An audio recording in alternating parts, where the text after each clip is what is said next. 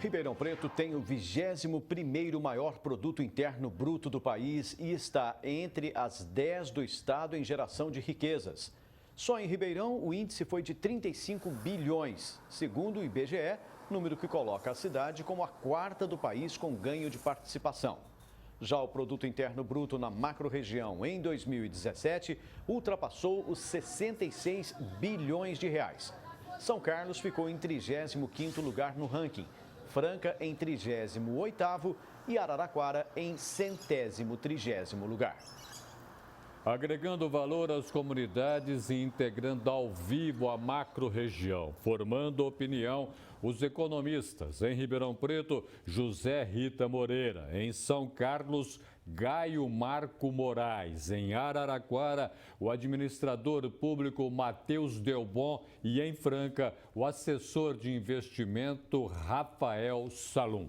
Começar por Ribeirão Preto, quero conversar com o economista José Rita Moreira. Pelos números que foram apresentados, a economia de Ribeirão Preto é uma das maiores do Brasil ou, por enquanto, uma das maiores do estado. Boa tarde ao senhor. Boa tarde, Roberto, a todos que nos assistem. Eu acho que, vamos por ordem. Primeiro, Ribeirão demorou mais tempo para entrar na crise. Se nós recordarmos aí o início desse problema todo, nós veremos que Ribeirão demorou mais. E agora, nos parece que está saindo mais rápido também. Nós somos uma região pujante, sem dúvida nenhuma, a macro-região é muito forte e a região escolheu Ribeirão para fazer seus negócios financeiros, negócios de educação. Então aqui circula muitas oportunidades. E esses números, de certa forma, até não nos surpreendem, porque eles vêm retratar realmente um esforço, né, da sociedade local aqui, dos empresários locais, na busca de melhores oportunidades e acreditar, mesmo quando muitos ainda esperavam as coisas melhorarem para começar a investir. Aqui não, se começou a investir um pouco mais cedo. Nós estamos atraindo grandes grupos empresariais aqui, principalmente na área de varejo para Ribeirão Preto. Tudo isso vem movimentar a região aqui. Se você pegar uma época como essa, os shoppings estão quase intransitáveis aí, nessa área de comércio, que ainda é um dos expoentes aqui da nossa região. Então, eu acho que não surpreende. E outra coisa importante também, a área da saúde, ela vem com força total, muitos investimentos na saúde, muitos investimentos em educação e no mercado financeiro. Então, se a gente somar tudo isso, a gente vê que realmente é um diferencial importante que acontece aqui na cidade. E nós tivemos a oportunidade de falar no primeiro semestre que isso deveria acontecer no segundo semestre e estamos vendo a realidade aí, Roberto. Boa São Carlos, agora economista Gaio Marco Moraes. Para a gente entender, os números são ainda de 2017, mas dá para a gente ter uma base. Média mensal da população em São Carlos, 3,2 salários mínimos. Isso daí reflete o que no seu entendimento? Está faltando o que para a economia da cidade? Boa tarde. Boa tarde, Roberto. Boa tarde aos convidados. São Carlos é uma cidade que teve um privilégio muito grande de ter se industrializado, ter acompanhado a industrialização no estado, ter a USP, a UFSCar, mas infelizmente São Carlos não conseguia, nessas últimas décadas, reter esses talentos e conseguir gerar empregos de elevada renda aqui. Claro que a gente tinha indústria de transformação, ela gera muitos empregos, mas essa nova indústria de tecnologia que tem vindo para São Carlos é uma grande possibilidade de realmente a gente elevar a renda per capita da cidade, porque São Carlos tem um PIB em relação ao estado que está na 35ª colocação e a nossa renda per capita não acompanha esse PIB. Então, eu creio que esse movimento dessas startups, dessas fintechs, dessas novas empresas de tecnologia que estão começando a vir para o interior do estado, elas estão começando a absorver essa mão de obra super capacitada que a nossa cidade gera e então criar empregos de maior renda e poder fazer com que a nossa cidade tenha uma renda per capita maior. Boa Araraquara agora, administrador público Matheus Delbon. Para a gente entender, a gente tem umas necessidades para crescimento, desenvolvimento. E aí em Araraquara, esse desenvolvimento, esse aumentar de renda passa por quais caminhos? Boa tarde. Boa tarde, tudo bem? Infelizmente, Araraquara não teve um resultado tão bom como as demais cidades da macro-região. E nós temos, assim, uma certa lacuna de um direcionamento em termos de desenvolvimento regional aqui na cidade de Araraquara. A indústria de transformação sempre teve um peso muito grande, né? E a IESA, grandes empresas de obras públicas. Tivemos uma redução dessas obras públicas, o que impactou um pouco nesse nicho de criatividade. Mas eu acho que o que é interessante da região, ela tem um espaço para crescimento, porque são indústrias basicamente de criatividade que estão surgindo, né? Ribeirão teve o Supera Park até sendo premiado como uma das melhores incubadoras, São Carlos tem o Parktec, tem uma privada, o Novo Lab. Então, assim, Araraquara ainda nós não avançamos tanto nessa questão de proporcionar um bom espaço para a criação de novos negócios. Nós ainda dependemos um pouco do crescimento dos negócios já estabelecidos. Mas eu acho que isso agora, alavancado pela própria região, certamente Araraquara vai buscar aí um novo mercado para incubar novas empresas de forma mais consistente. Joia Franca agora, assessor de investimento Rafael Salum. Para a gente entender, aí em Franca, ficou faltando o quê para aprimorar um desenvolvimento, um crescimento da cidade? Investimento público ou investimento privado ou a mistura dos dois? Boa tarde. Boa tarde, professor, tudo bem? Boa tarde a todos os ouvintes. Professor, poderia dizer que cabe mais nessa última colocação, sem dúvida, é sempre um misto com a iniciativa privada com o incentivo público. Mas, sem dúvida, a gente pode estar notando esse sentimento do mercado quando a gente vai tratar, principalmente de investimentos, com essa melhora econômica que a gente está sentindo, diminuição de taxa de juros, disponibilidade de crédito, um crédito cada vez mais saudável para o cidadão, e isso aí gera, sem dúvida, a oportunidade de gerar mais empregos, principalmente voltados a serviço, a prestação de serviços. Visto que Franca sempre foi, e ainda é, com certeza, um polo calçadista extremamente forte na sua parte de exportação, mas vemos aí que o mercado francano está buscando outros caminhos para poder rentabilizar os seus habitantes, buscar outras oportunidades de emprego. Deixa eu voltar a Ribeirão Preto, conversar com o economista José Rita Moreira. Para a gente entender, nós precisamos de que a cidade cresça para absorver mão de obra. Precisamos de um aeroporto internacional. Chega de falar disso porque fica sempre batendo na mesma tecla, mas é necessário a gente falar. Além disso, os investimentos que Ribeirão Preto precisa, eles devem vir da onde? Da iniciativa privada ou do Estado? Ou a gente pode pensar em parcerias público-privadas?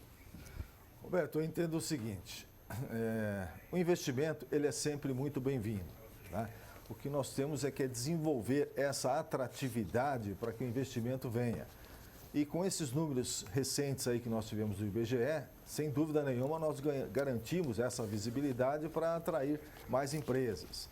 Nós lembramos que há um bom tempo atrás, aquela história de Califórnia brasileira, supunha que aqui se pagava salários médios muito altos, e os empresários fugiam de Ribeirão Preto. Já vimos que não é nada disso, é salários de mercado, então isso volta a atrair investimentos. Então, no setor privado, eu acho que sim, ele faz o papel dele, busca oportunidades e vai seguir investindo. No setor público, eu acho que depende muito, como boa parte da arrecadação está comprometida com folha e custeio da máquina, não sobra muito. Então, tem que ir em busca de outros recursos para poder fazer a sua parte. E a iniciativa público-privada, as parcerias público-privadas são muito bem-vindas também. Aos olhos da iniciativa privada precisa dar resultado, porque o papel social é do governo, o papel de renda, de resultado é da iniciativa privada. Então tem que ter isso dentro do escopo. E o aeroporto entra como uma chave fundamental, né, Roberto? Nós já falamos disso várias vezes por aqui, mas eu acho importante a gente insistir para que se retome esse tipo de coisa. Acho que é um momento oportuno. E nós estamos num momento aí de entusiasmo no mercado e ele só não é mais intenso porque falta, às vezes, condições de escoamento ou logística e o aeroporto viria muito bem num momento como esse. Então, sim, eu acho que sempre vale a pena falar sobre ele. Devemos insistir, nunca desistir. Vamos tocando para frente. Joia São Carlos, agora economista Gaio Marco Moraes. Estimativas para o ano que vem, crescimento ali de 2,5%, 3%, uma estimativa muito lá em cima. Digamos que a gente atinja isso também, 2,5%, 3%. Sobra o que para a sua cidade em termos de crescimento? Quais são as expectativas? Comércio externo, comércio interno, vendas externas, vendas internas, o que resta para São Carlos? São Carlos é uma cidade, Roberto, que exporta muito, a gente exporta muitos bens da indústria de transformação em geral, a gente tem uma indústria pneumática muito boa, a gente exporta muito para alguns países asiáticos, a gente tem um comércio muito interessante, mas essas empresas, além dessas exportadoras, São Carlos tem tido muita sorte, isso é uma coisa que eu falo com todas as pessoas aqui. A gente recebeu uma empresa muito grande aqui em 2016, que se instalou em São Carlos e colocou a base tributária aqui. Graças a ela, nossa arrecadação de ISS, por exemplo, aumentou quase 40%. Então, essas empresas que vêm de fora e vêm aqui, mão de obra capacitada, vêm aqui menos custos, e acabam pensando em trazer essas pessoas de São Paulo, essas empresas que saem desses grandes polos, vêm para São Carlos para economizar, para ter mão de obra mais barata e para fazer esse encontro de tecnologia, inovação e conhecimento que tem feito a nossa cidade cada vez mais honrar o título de capital nacional da tecnologia. O Araraquara agora, administrador público Matheus Delbon.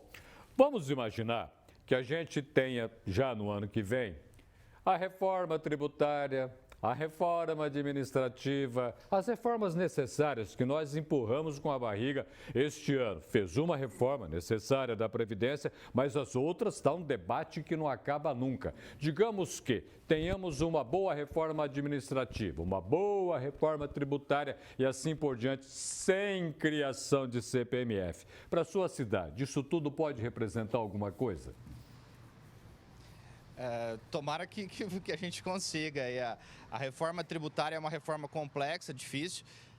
Já tem mais de 30 anos em pauta. Se a gente conseguir o ano que vem, realmente vai ser um ano que entraria para a história da administração pública. Eu acredito que a reforma administrativa vai ser mais fácil dela acontecer.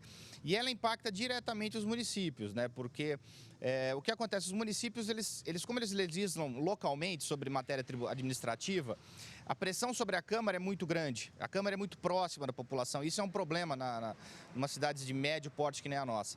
Então, os vereadores dificilmente enrijecem as normas com relação ao serviço público, à aposentadoria, principalmente as cidades. Araraquara não é o caso, a gente aqui não tem regime próprio, mas Ribeirão, outras cidades da região têm regime próprio e a gente sabe como é difícil mudar localmente. Então, eu acredito que se pelo menos a reforma administrativa passar nesses modos e der uma reorganizada no serviço público, nós teremos mais espaço para investimento, nós teremos mais espaço porque o Estado ele tem uma função propulsora do investimento. O investimento privado é importantíssimo, é fundamental, mas muitas vezes é um investimento público que consegue movimentar massas sem uma grande expectativa de retorno tão rápido.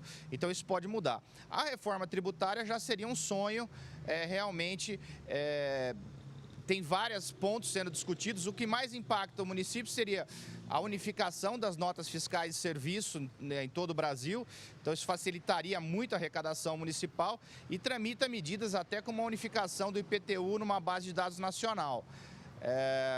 Os grandes municípios até conseguem ter uma planta genérica razoável, conseguem ter uma arrecadação de ISS razoável também, mas os pequenos municípios da região, da nossa macro-região, acabam tendo muita dificuldade. Então, a reforma tributária, do jeito que está sendo pautada para cidades pequenas, principalmente, eu acho que se passar, vai ser um grande propulsor de arrecadação, porque com certeza esses municípios teriam um grande incremento. Já os maiores, o incremento vai ser um pouco menor, mas eu acredito que também vai ter uma modernização tributária. Boa Franca, agora assessor de investimento, Rafael Salum. Roberto ajudou bastante agora. Vamos agora voltar então a Franca para falar com o Rafael Salum. Rafael, para a gente entender, sua cidade precisa para um crescimento... Por exemplo, o problema do Parque Industrial de Franca, que passa pelo calçado. Como é que a gente vai se virar com esse negócio? Vai esperar o mercado externo ou vai esperar uma grana do BNDES, por exemplo, para o parque industrial desse setor? Sem dúvida, Roberto, a gente tem que olhar nessa parte. O BNDES ele foi feito para financiar esse tipo de estrutura, para poder trazer aí mais conforto para as cidades e municípios. É para isso que o Banco de Desenvolvimento ele foi criado, para esse tipo de financiamento. Se a gente parar para observar e ficar à mercê de mercado externo, com diversos entraves que a gente vê, por exemplo, Estados Unidos e China, coisas que impactam diretamente a nossa economia no contexto de exportação, variação do dólar. Se a gente ficar somente à mercê dessa expectativa de mercado, realmente vai ficar muito difícil. Então, sem dúvida, uma mão do BNDES cairia muito bem para essa construção do parque industrial. Perfeitamente. Integraram a macro-região na edição deste sábado do Jornal da Clube os economistas em Ribeirão Preto, José Rita Moreira, em São Carlos, Gaio Marco Moraes, em Araraquara, o administrador público Matheus Delbon e em Franca, o assessor de investimento Rafael Salum. Golfeto, ouvimos atentamente todas as opiniões. E deixo para você uma pergunta simples que não deixa complicação em dúvida nenhuma. Afinal de contas, para o ano que vem, qual é o caminho para a macro-região? É uma sequência, Roberto, uma sequência natural do que tem ocorrido. O centro de gravidade da economia paulista, desde os anos 60, começou a se deslocar da capital para o interior. Não de maneira homogênea, não de maneira uniforme, mas para 4 regiões principalmente. Em primeiro lugar, a região de Campinas. Segundo, a do Vale do Paraíba, não em termos de importância, estou elencando.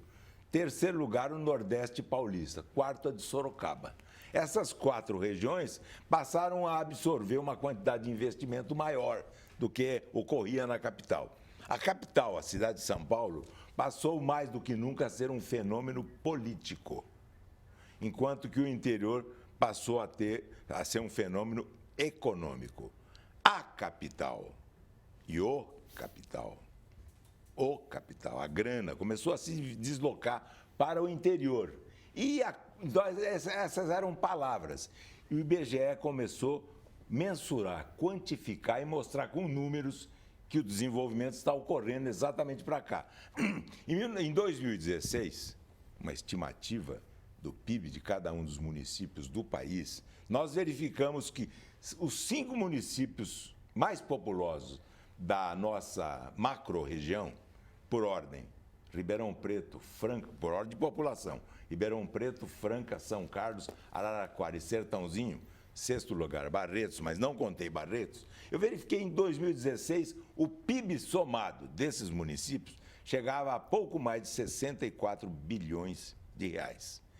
2017, no fundo do poço da crise, foi para 64, 70 bilhões de reais e alguma coisa. Então, ficou provado que, para a região, fundo do poço tem mola. E conseguimos impedir que a crise se transformasse numa perigosa recessão. Como sempre é assim aqui. Sempre consegue, exatamente, isso, por criatividade. Qual é o diferencial dessa região de algumas outras do país, mas essa de maneira especial, o Nordeste Paulista? Eu não sei se São Carlos, se Ribeirão Preto, se Franca, se todas elas, um pouco cada um, se Araraquara, se Sertãozinho, qual delas? Mas cada um por uma razão, cada um com diferencial, fica provado que o segredo da região é que há mais, no PIB, há mais peso mental do que peso físico. Ainda é laço do café. Começou. Sim. Isso, exatamente. Mas o café foi a primeira cultura, nos anos 20, sim, que em Ribeirão Preto começou a calcular produtividade. Quantas sacas de café se produzia explorando quantos cafeeiros para ter uma saca de café. Então, o que nós verificamos aí foi que o peso mental começou a se impor. Mais peso mental, menos peso físico, mais neurônios, menos músculos, mais crescimento, mais desenvolvimento, menos crescimento. Crescer é produzir mais do mesmo. Em vez de 10 sacos de farinha fazer 10 quilos de pães, nós tínhamos 12 sacos de farinha fazer 12 toneladas de pães. Então, mais do mesmo. Desenvolvimento é produzir mais e melhor. Nós temos, então, o caminho da produção com produtividade. Esse caminho continua seguindo. O caminho para o ano que vem deve ser rigorosamente o mesmo, em números que serão quantificados pelo mesmo IBGE. É preciso, portanto, que nós venhamos ter certeza absoluta de que os agentes econômicos da região, empresários, trabalhadores, profissionais liberais, autônomos, dentre outros, inclusive lideranças políticas, tenham a consciência de que é preciso ter coragem. E coragem não é ausência de medo. O coragem é uma atitude de nunca desistir. Em segundo lugar, é preciso ter a consciência clara, absoluta, de que é preciso tradição e inovação. Mas se tiver que fazer a opção entre tradição e inovação, como tem feito sempre, a região prefere a inovação. Inovação que incorpora nova tecnologia. Portanto, continua produzindo mais com menos fatores de produção. Isso que é a produtividade, que é o caminho que continua se seguindo. Alguns municípios da macro-região, que são 88 municípios, o chamado Nordeste Paulista, um pouco mais, outros municípios um pouco menos, cada uma com a sua qualidade. É o caso do município de Franca, que está conseguindo claramente produzir mais calçados, com uma produtividade cada vez melhor, que é o jeito, né, de se manter no mercado interno e tentar colocar um pé no mercado externo. Qual é o segredo do mercado externo? Qual é a base do mercado externo? É saber que você está disputando o campeonato internacional de exportação. É uma Copa do Mundo. Se você não conseguir ganhar o mercado externo, você corre o risco de perder até o mercado interno. Esse aqui é o dado que provém da globalização. Então, nós temos absoluta certeza também de que a região precisa agregar valor ambiental na sua produção rural. Porque assim ela terá competitividade maior. Porque o agronegócio, que é o passaporte do Brasil para o primeiro mundo, Roberto, o agronegócio está colocando o Brasil no primeiro mundo e sendo um exemplo para que todas as nossas atividades industriais, comerciais, prestadoras de serviço, tenham essa qualidade, esse diferencial, que é aumentar a produtividade, aumentar o peso mental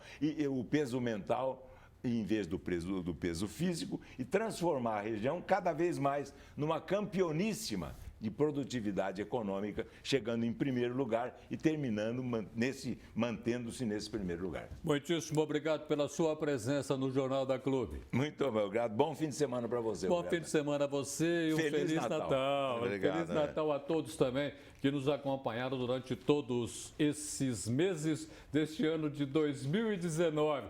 Acaba logo e venha 2020.